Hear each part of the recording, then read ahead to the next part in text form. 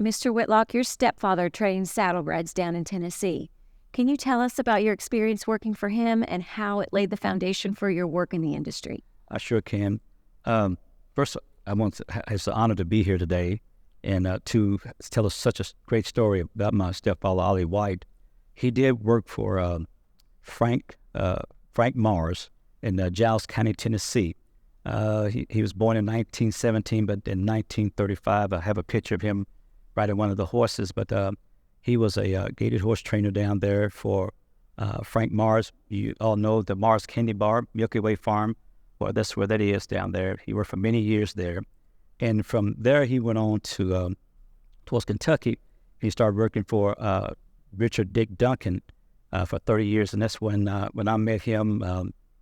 He came into my life when I was 5 years old, when my mom and dad separated, but he was like a father to me and always have been.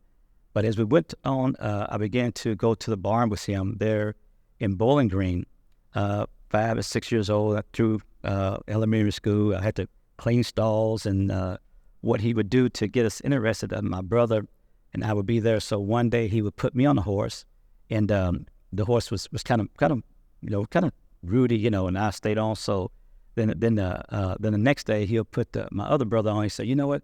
Leslie rode that horse yesterday, so you need to." And he stayed on, and so it would encourage us to both stay on. And we didn't know he was playing a trick on us, but that's what he was doing. But I would receive from the second grade, maybe first grade, second grade, 50 cents a week for working on the weekend and all week long for helping him. And the Kennedy's $50. We made $50 cents a week. And one day I said, "Is this all we get?" He says, "Well, give it back." So he taught us how to work and what the value of a dollar was, and to really work hard. And by working hard, it would be successful. But I was around him, and all the brothers kind of backed off, but I kind of stayed under his wings and went on as we went on to later years, all through high school.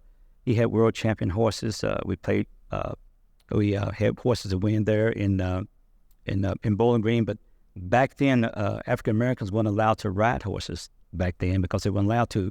But he went to Chicago and New York, and they allowed him to ride up there. But he trained for Dick Duncan, Mr. Dick Duncan, Richard Duncan, and he did all the training. So, but Dick Duncan did the showing, and he had one horse called Golden Larlau, and she was golden. She was really pretty, and because when the disbursement came with Dick Duncan, he had to sell her. But through those years that he had the horses there in Bowling Green, I became a groom, and right now I can clean a horse up so good and shine it so much, so slick. If I fly it, lands on the back, may fall off and break a leg. But anyway, that's how we groomed and took care of horses. And then from there, I started helping Mr. Duncan and myself up in Allen County. And while I was there, Glendale Tabor asked me could I help him with saddlebreds, and I was grooming and taking care of 17 horses a day. I would go up there during the summer, and bought me a little car. I was making $5 a day there for Glendale Tabor.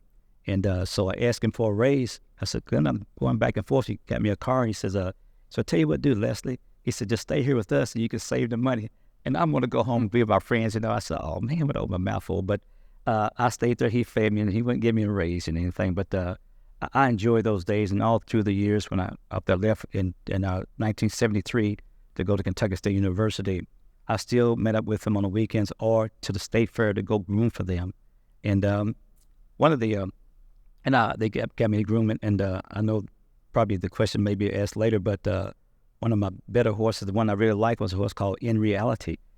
She was 3-gaited. She was 5-gaited, but they trimmed the mane there at Louisville the next year, and she became this reserve world champion under 2 walk trot horse, and she was really, really good, and I really loved her.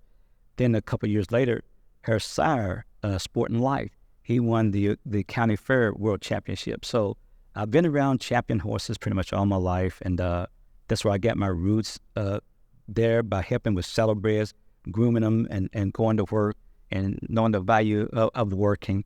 And so then in then later on, I moved on to get my own horses. But that was the foundation how I rode, how I started with the horses. And once it's in your blood, it's in your blood, So, but I enjoy it. I love them, and which is it was good. But I still worked for UPS and still had horses. So that foundation, what I got, I want to teach the children also. You have already talked about some of this, but you really have done so many things: groom, trainer, owner. And you also talked about that foundational work with saddlebreds. But what made you take that leap over into thoroughbreds in the 90s? I lost my mind. No. In 89, a gentleman came to me and said, "Hey, I've got a brood mare. You want a breeder, and we'll have the foal, and could you train it?" So that's how I started in the thoroughbreds. We worked together at GE, General Electric, there in Frankfurt. So we bred a horse, and we raised that one, Lady George. We raised her. Then we had another one. Then from that point on, in the early 90s, I got licensed. And so I went to thoroughbreds. The breaking's pretty much the same, but the thoroughbreds are a little bit more high-spirited, but as far as taking care of them, the leg work, I've always taken care of the horse's legs, and always taking care of layups, or even with Glendale and them. And back in those days, that they had one that was too unruly or very slow, hadn't reached a certain point, they were given to me, or if it's a biter or bad discipline horse, they would send them to me, then I would calm them down and take them there, send them back to the trainers, then they would go on with them, but that's how I got into thoroughbreds early. Then I began to get my own, and then other people's horses, and what we had, the person I was head riding for me, the last 3 out of 4 horses I have had, they all won. Have won. Mm-hmm. So.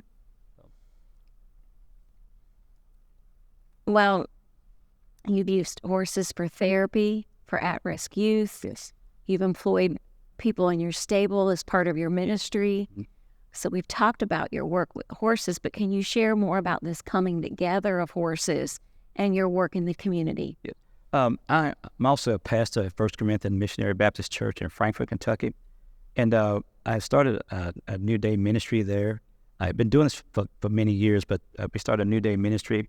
And that ministry for behavioral children, and some that didn't have any behavioral problems, but they were all welcome to come to the farm, and I would rehabilitate them with the horses. And it's the horses that, something about the common effect of the horses, would teach them how to groom, and groom real good the right way, an old-timey way, and they began to groom, and they fed the horses, and I would also let them work, and I would pay them to come out.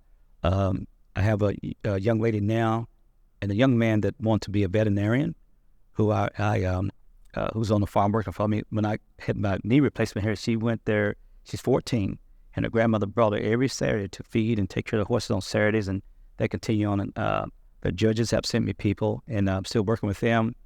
They may have some substance abuse problem. Instead of going back to jail, they would send them to me so I can rehabilitate them through equine therapy and counseling, faith-based counseling. And 85% of them do not go back to jail. Or if somebody might walk up to me and say, "Reverend Whitlock, can you help my cousin or whatever, or whoever it was?" And I could take them off the street. It's outpatient therapy. But 85% of it, it turns them around, and I found a job for them. Instead of taking from the system in jail, incarcerated, they send them to me, they get a job, and they give to society.